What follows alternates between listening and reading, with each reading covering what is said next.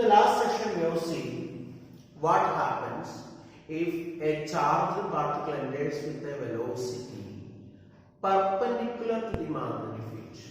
In today's class we will discuss about the situation if velocity and magnetic field make an angle theta with each other.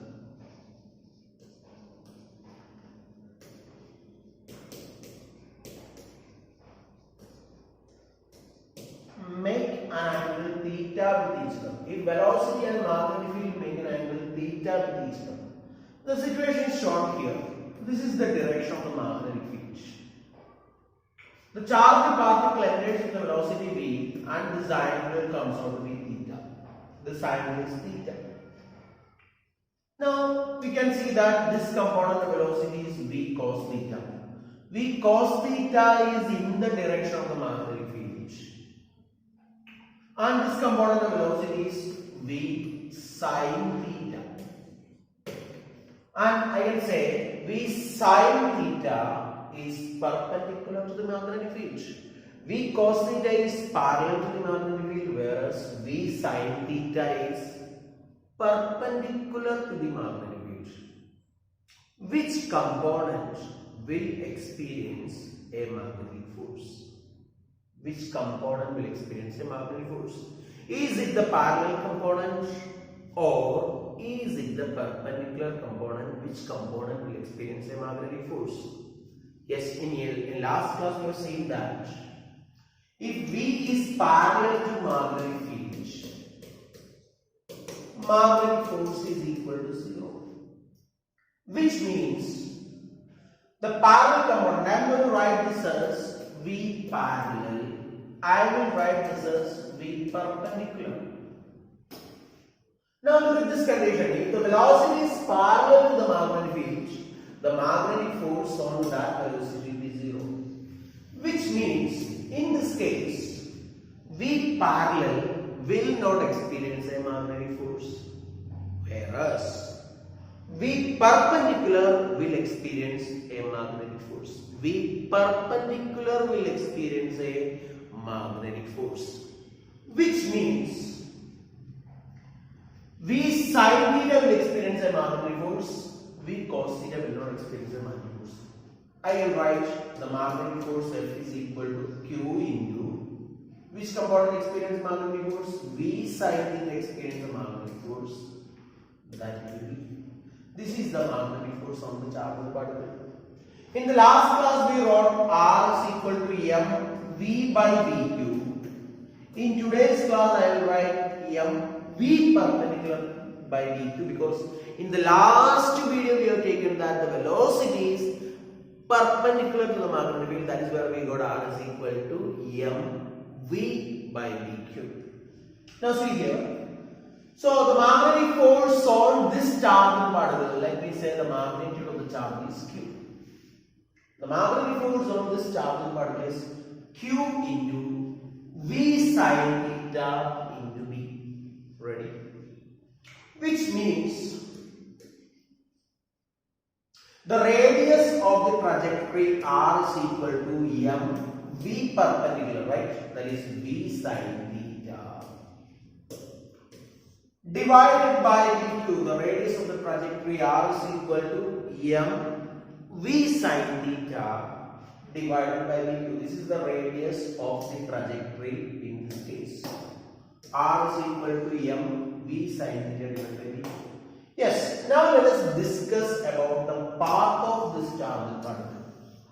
See, magnetic field we already പറഞ്ഞു. Magnetic field ഒരു ചാർജിനെ വട്ടം കറക്കുകയുള്ളൂ. Magnetic field force on a charged particle is a centripetal force.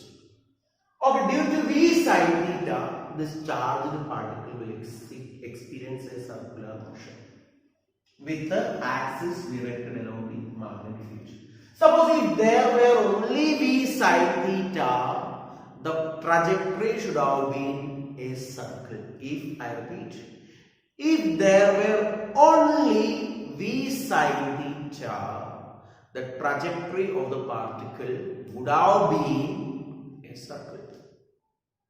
trajectory of the particle would have been a circle if there were only V sin theta component. Now at the same time we have V cos theta also, right? So which means the charged particle starting with velocity V here, it will execute a circle, but at the same time V cos theta is pulling the particle in the horizontal direction also. Ready? V cos theta is pulling it horizontally. If V cos theta was not there, the path would have been just a simple circle. As V cos theta is existing here, instead of just making a circle in a plane, the path would be something like this. Let me tell you, the path of the particle is going to be something like this. This is just like a spring, as we know, spring. This is the direction of the magnetic field.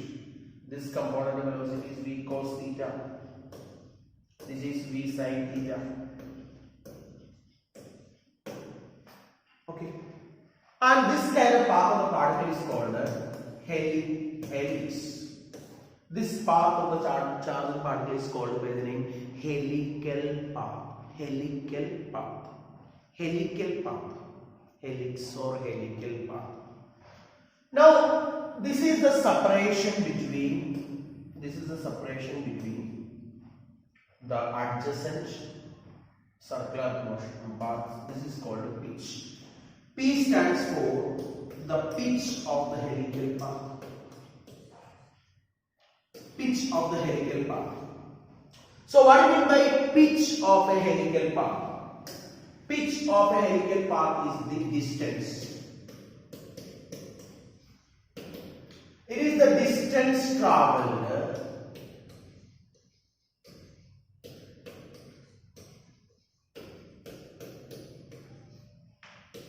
parallel to the magnetic field. Parallel to the magnetic field.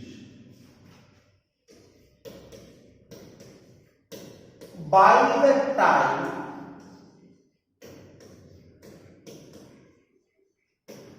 the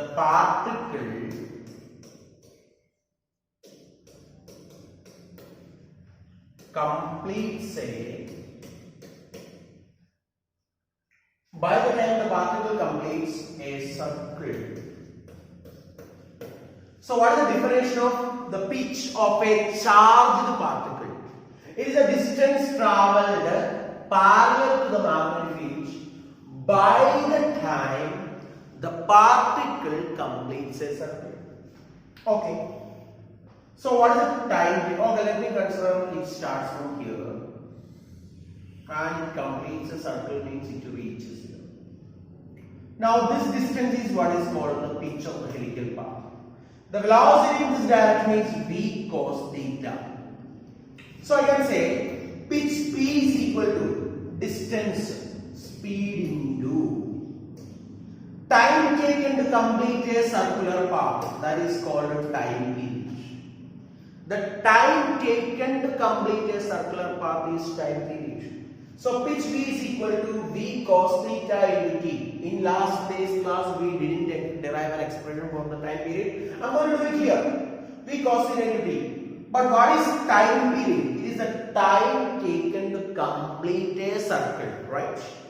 Time taken to complete a circle, that is 2 pi r divided by, who is completing a circular path? It is V sin theta. The velocity, the speed of completing a circle. V cos theta is causing a helical path only. V sin theta is the one which causes a circular motion.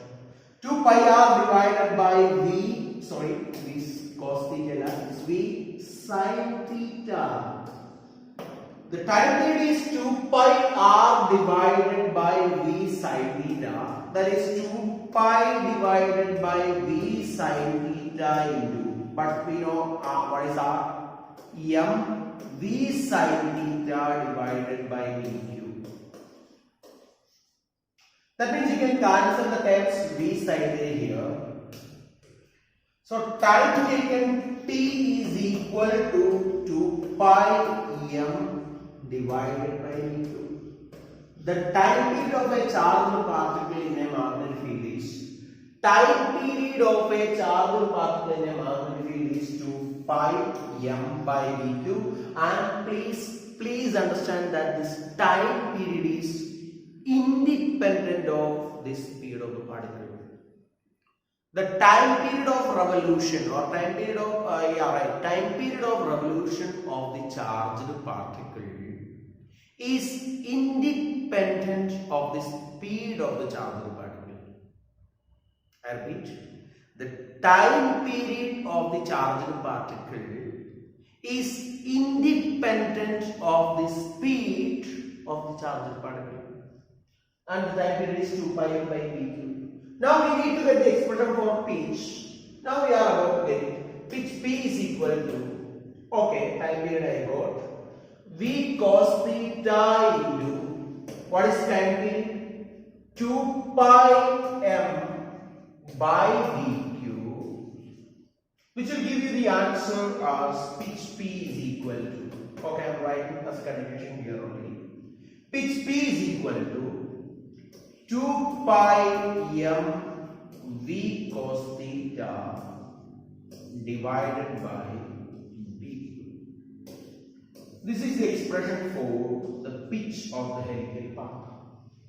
The pitch of the helical path is given by P is equal to 2 pi m V cos theta divided by BQ. This is the pitch of the helical path. Or in other words, I can say as we got the radius r is equal to mv sin theta divided by VQ. We can derive an expression for the pitch of the helical path as 2 pi r cot theta. 2 pi r cot theta. I leave this derivation to you. Please try it by yourself. I hope this is clear to you.